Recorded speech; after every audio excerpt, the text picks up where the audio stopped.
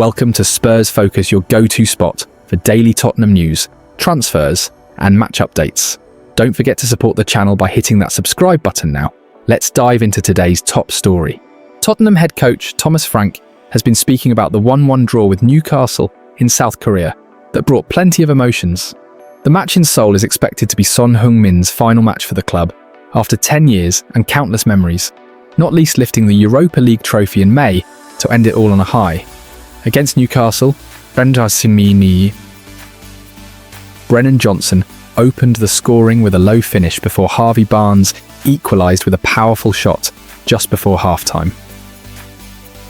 The second half was all about two moments described by Frank to Football. London as beautiful and brutal. First, a tearful Son got his moment to come off after the hour mark, and the game stopped as he was hugged by everyone on it. With a guard of honour before the substitutes, and staff surrounded him and hugged the emotional captain. Then came the brutal moment as James Maddison went down in the final stages with a non-contact injury to his right knee, which looked serious. Our Tottenham correspondent, Alistair Gold, was among those putting the questions to Frank on those two players after the game. Scroll down for every word the Spurs boss said at the press conference inside the Seoul World Cup Stadium. I thought it was a good game between two competitive teams. We scored a great goal from high pressure, where we were winning it high. It was a big part of what we like to do. I also think we won it high, maybe 4, 5 or 6 times, where we could have created more of those situations, and then we dropped a little bit back. Then in the second half we got back to more of that. Fair result in an even game. Yeah, it's like in life and football. I think sometimes life and football can be brutal, but also sometimes very beautiful. So I think it was brutal in what happened to Madders. It looks like a bad injury. Of course we don't know exactly the status on it. It didn't look good. And then on the other side, unbelievable, beautiful scenes with Sonny and his teammates. The big respect from Newcastle. Can't praise that highly enough from the players on the pitch. The scenes after, first when we walk around the pitch, and then when his teammates gathered around him, and you could see he's highly emotional. Then in the changing room as well, I just said a few things very shortly because it's about Sonny, and then he said a few things, of course, very emotional. So very beautiful scenes about Sonny. Not too much, if I'm honest. He knew he had to play. He would play this game no matter what. If this was potentially his last game or not, he would captain the team. So I think the only thing was, I spoke a little bit about him. With him, I like to make sure we honoured him in the right way. Of course, also had a little bit of a professional view on it. So we need to have other players on the pitch as well. So bits like that, but that was the only bit. I think of any of our young players, I think Archie Gray stood out. I think he was really impressive. I like the way he was carrying the ball forward, his roll down the side, and the half-space runs. And I also think his aggression in the duels and the pressure was very good. I think that was a very promising performance, and it was lovely to have the opportunity to put Yang on the pitch, clearly in front of the home crowd, and he almost got the goal, which would have been fantastic for him and for the team. It's the end of an era at Tottenham Hotspur, and possibly the start of a new one. Son Heung-min has officially announced his departure from Spurs after 10 legendary years, and now Thomas Frank is wasting no time lining up a replacement. Paris Saint-Germain's Randal Moani is top of the shortlist, with Spurs ready to battle Juventus for the Frenchman's signature. Can he finally make his long-awaited Premier League move and fill Son's massive boots? Let's break it all down right here on Spurs Focus. Tottenham Hotspur are eyeing up a player who almost moved to Liverpool, as they now look to replace Son Heung-min. The legendary Spurs forward dropped the bombshell announcement on Saturday that he had made the decision to leave North London. The South Korean forward relayed his intentions on Spurs' pre-season tour of his home country, and he will leave a huge hole in Spurs boss Thomas Frank's final third. The Danish boss, while disappointed at the announcement, will now have to quickly turn his attention to bolstering his front line, with Paris Saint-Germain's Randal Moani reportedly at the top of his list. The France international was of interest to Spurs in January, but spent the second half of last season on loan at Juventus, where he scored 10 goals in 22 appearances. He has also courted many suitors in the past, famously Liverpool and Manchester United, while Chelsea have also been linked with the star. Back in January 2023, Sky Germany claimed that Kolo Moani decided against joining Jurgen Klopp at Anfield in what would have been a rumoured $88 million deal. The striker rebuffed the Reds in favour of staying at Eintracht Frankfurt. Kolo Moani claimed he felt at ease at the Bundesliga side. However, after scoring 26 goals in just 50 games for Frankfurt, Moani was snapped up by PSG for 76 million in September of that year. The 26-year-old could have also made his way to the Premier League via Old Trafford. A report from The Athletic stated that Kolo Moani and Rasmus Højlund were United's top two forward targets in 2023, but the latter's age, profile and slightly cheaper price gave him the edge. After leaving both Premier League giants red-faced, Kolo Moani had a solid debut season for PSG, starting 40 times and scoring 9 goals. Yet he struggled for minutes at PSG last season, scoring twice in 10 League One appearances, and so a loan to Juve followed. He flourished in Serie A, scoring 8 times in 16 games and registering 1 assist. His form was so impressive that Juventus are in for him again, but face stiff competition from Spurs. No offers have been lodged yet, but both teams are looking to get a deal over the line. If Spurs are the team to finally bring him to the Premier League, the Frenchman will have big shoes to fill in.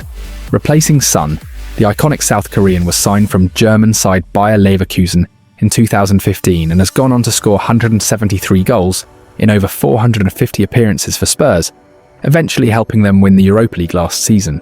Speaking of his decision, Son said, "Before we start, I just want to share the information that I have decided to leave this club this summer," Son said.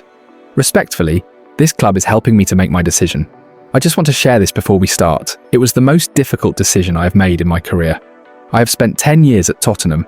The main reason is I have achieved everything I can at Tottenham. I need a new environment for a fresh challenge. I'm grateful the club have respected my decision and wish Spurs well for the next season." Son refused to comment on his next destination. MLS side LAFC appear to be leading the race for his signature, while there is also interest in the player from Saudi Arabia. Thomas Frank's first North London derby at the helm of Spurs was not quite what anyone imagined. It was the first such game to be played outside of the English capital, and if anyone expected a pre-season encounter between Tottenham and Arsenal to be a friendly affair, then that idea was dispelled within minutes, in front of a record crowd of 49,975 inside the air-conditioned Kai Tak Stadium in Hong Kong with its roof closed. Tackles flew in from both sides. Christian Romero nutmegged the diving Kai Havertz, who in turn crashed into Jed Spence. Pedro Porro pushed Mikel Arteta away so he could take a throw-in, and Richarlison did, well, you know what Richarlison does.